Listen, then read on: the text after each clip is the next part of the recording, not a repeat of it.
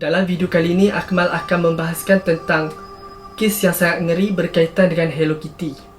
Kalau korang peminat Hello Kitty, mungkin korang akan terbayang-bayang apa yang Akmal akan ceritakan. Mungkin pandangan korang terhadap Hello Kitty akan berbeza selepas menonton video ini. Yang Akmal akan bahaskan tentang seorang gadis yang kepalanya dipenggal dan disumbat ke dalam Hello Kitty. Persoalannya, macam mana benda ni berlaku?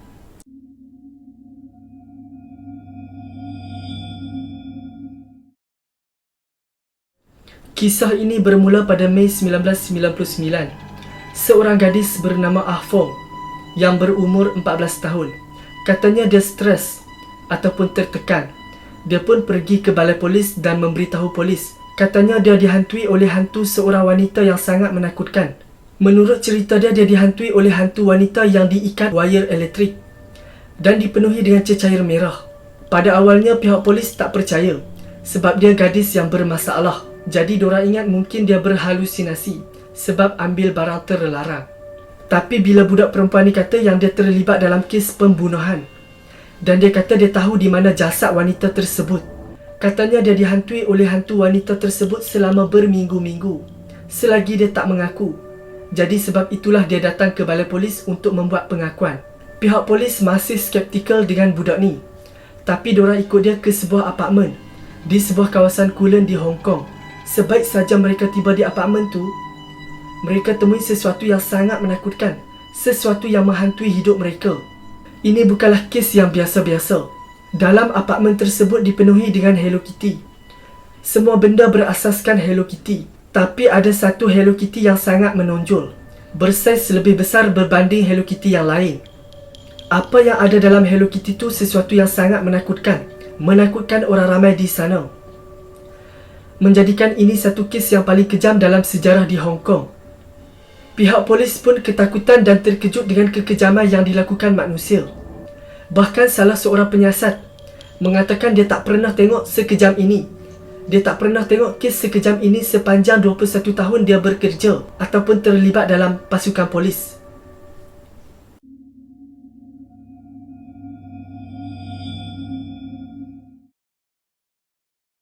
Mangsa dalam kes ini dikenali sebagai Fan Manny.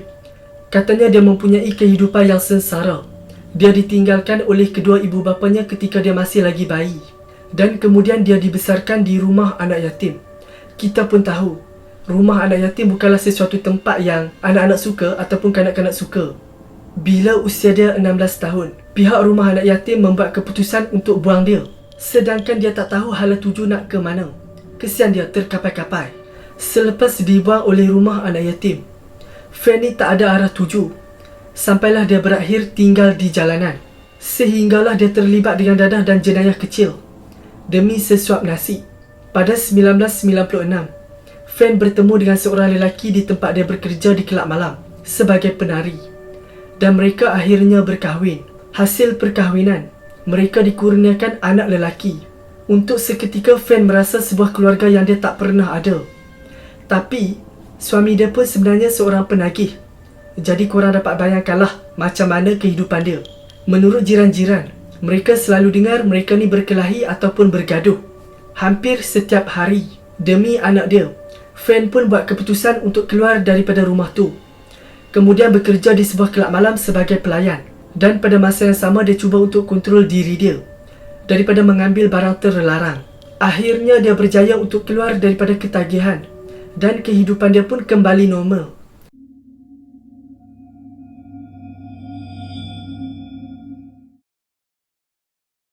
Pada 1997, Fan bertemu dengan seorang lelaki bernama Chon Mon Lok yang berusia 34 tahun pada ketika itu.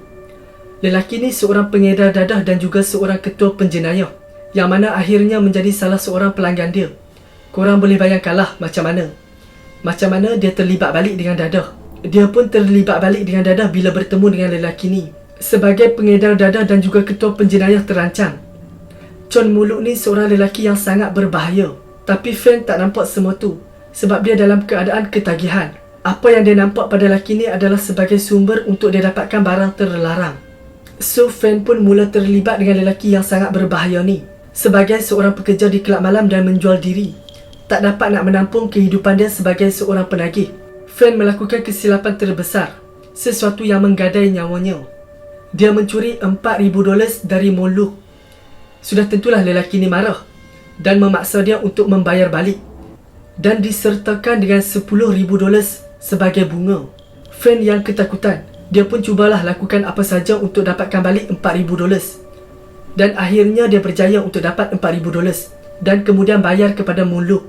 Tapi malangnya dia tak mampu bayar bunga yang berjumlah $10,000, dan dia pun minta diberi masa. Tapi Moluk ni sebagai seorang penjenayah, dia tak nak bagi masa kepada Fan.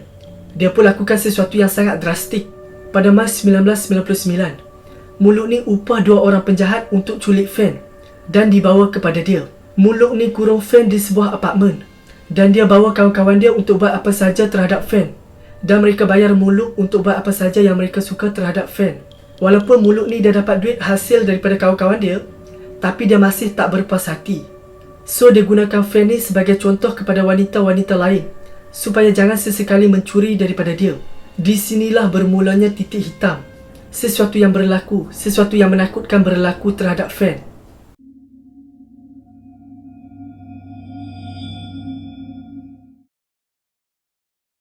Tiga orang lelaki termasuk Moluk lah. Mereka bawa Fan ni ke tingkat 3 di sebuah apartmen.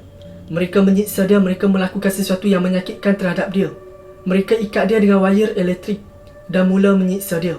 Mereka menyiksa dia selama berminggu-minggu, dan mereka pastikan tak ada sesiapa pun yang dengar. Budak perempuan yang bernama Afo yang pergi ke balai polis di awal video ini bercinta dengan Moluk, lelaki yang lebih berusia pada dia. Setiap kali dia bertemu Moluk di apartmen tersebut, dia akan join mereka untuk menyiksa Fan. Bukannya dia bersimpati terhadap Fan, sebaliknya dia join mereka untuk menyiksa Fan. Apa yang peliknya, Afo ni bagitahu kepada polis yang dia ingat apa yang mereka lakukan tu adalah sekadar suka-suka ataupun just for fun. Adakah patut dia ingat menyiksa orang sebagai satu yang fun ataupun just for fun? Pelik. Setiap hari mereka akan lakukan benda-benda yang baru untuk menyakitkan Fan. Ada satu hari tu mereka menitikkan plastik dan lilin yang dibakar ke atas kulit Fan. Kita yang terbayang ni pun dah rasa sakit, apatah lagi si mangsa. Bila waktu berehat, diorang akan bermain video game seolah-olah tak ada apa-apa yang berlaku. Sedangkan ada wanita yang nyawa-nyawa ikan. Perkara ni berlaku sepanjang sebulan. Sampailah Fan ni lembik. Kaki dia pun dibakar, tapak kaki dia dibakar. Sampailah pada satu tahap mereka pukul ke, mereka buat apa-apa pun kat dia, dia dah tak bagi apa-apa reaksi. Sebab dah terlalu lama dia dipukul, jadi dia mungkin hilang derial. So diorang rasa macam tak best lah. Setiap kali diorang pukul dia, dia tak bagi apa-apa reaksi. So diorang ikat dia dengan wayar elektrik dan gantung dia di atas siling dan jadikan dia sebagai punching bag. Sangatlah kejam. Sebenarnya banyak lagi yang diorang lakukan terhadap Fan, tapi Akmal tak dapat nak cerita secara detail sebab terlalu kejam. Kemudian pada 15 April 1999, sekumpulan penjenayah ni pergi keluar makan malam dan mereka tinggalkan Fan di dalam toilet. Beberapa jam kemudian bila mereka balik, mereka dapati Fan dah meninggal dunia. Kita ingat bila Fan dah meninggal, diorang akan tinggalkan dia. Tapi ternyata diorang lakukan sesuatu yang sangat tak masuk akal, sesuatu yang menakutkan ramai. Sehingga ke hari ini masih ada yang terbayang-bayang. Untuk menutup jenayah yang diorang lakukan, diorang letak dia dalam tak mandi. Kemudian diorang memotong-motong bahagian-bahagian badan dia, dan bahagian-bahagian tersebut direbus. Dan yang tak masuk akal, diorang menggunakan peralatan yang sama untuk rebus bahagian-bahagian tubuh Fan. Menggunakan peralatan yang sama untuk masak dinner mereka. Bila diorang selesai rebus bahagian-bahagian tersebut, diorang pun buang di tempat sampah. Ada juga beberapa bahagian yang diberikan kepada anjing-anjing jalanan. Tapi bahagian kepala yang separuh masak, diorang tak buang. Sebaliknya diorang sumbat dalam Hello Kitty dan kemudian dijahit semula, macam tak ada apa-apa. Bahagian organ dalaman pula diorang masukkan dalam plastik hitam dan disumbat ke dalam peti ais ataupun freezer.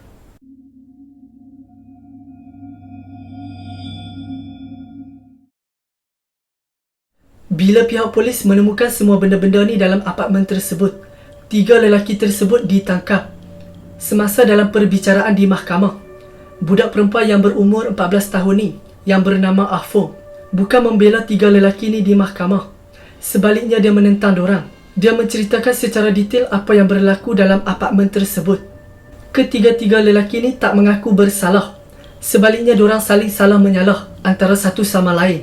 Masing-masing tak mengaku bersalah. Sebaliknya diorang menuduh fan meninggal dunia disebabkan overdose ataupun mengambil barang terlarang yang terlalu banyak sehingga menyebabkan kematian. Katanya kenapa diorang memotong bahagian tubuh fan? Sebab takut akan didakwa atas kematian dia. Suami fan pula tampil memberi keterangan. Katanya fan sudah berhenti mengambil barang-barang terlarang sejak dia mengandung. Tapi malangnya, disebabkan bahagian-bahagian tubuh dia banyak yang hilang, jadi pihak penyiasat tak dapatlah mencari punca ataupun apa punca kematian dia. Pihak pemeriksa perubatan tak dapat menentukan apa punca kematian dia. Tapi memang tak diragukan fan diseksa. Cuma malangnya tak dapat dipastikan sama ada penyiksaan tu antara punca dia meninggal dunia, disebabkan tak ada bukti yang kukuh.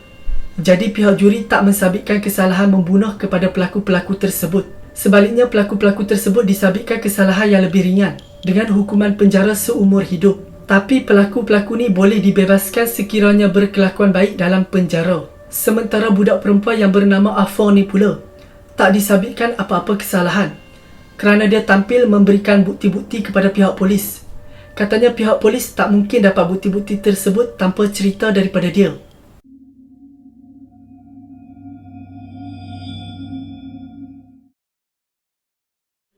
Selepas beberapa bulan kejadian tersebut, ada seorang wanita menyewa apartmen tersebut. Dia tak tahu yang apartmen tu ada kisah hitam. Ada sesuatu yang ngeri berlaku pada apartmen tu. Tapi dia tak tahu. Katanya dia diganggu oleh hantu wanita. Setiap malam dia akan disentuh oleh makhluk yang dia tak nampak. Pada waktu malam dia akan mendengar wanita menangis meminta tolong. Ada juga penduduk di situ ternampak kelibat wanita berkeliaran di kawasan tersebut hampir setiap malam. Pekerja salon di bawah apartmen tersebut diganggu dengan kejadian aneh. Diganggu dengan patung Hello Kitty yang sangat menakutkan, yang sangat menyeramkan. Bahkan perkara ini dirakam oleh CCTV. Disebabkan kejadian yang menakutkan mengganggu penduduk di kawasan tersebut, tak ada sesiapa yang berani tinggal di situ.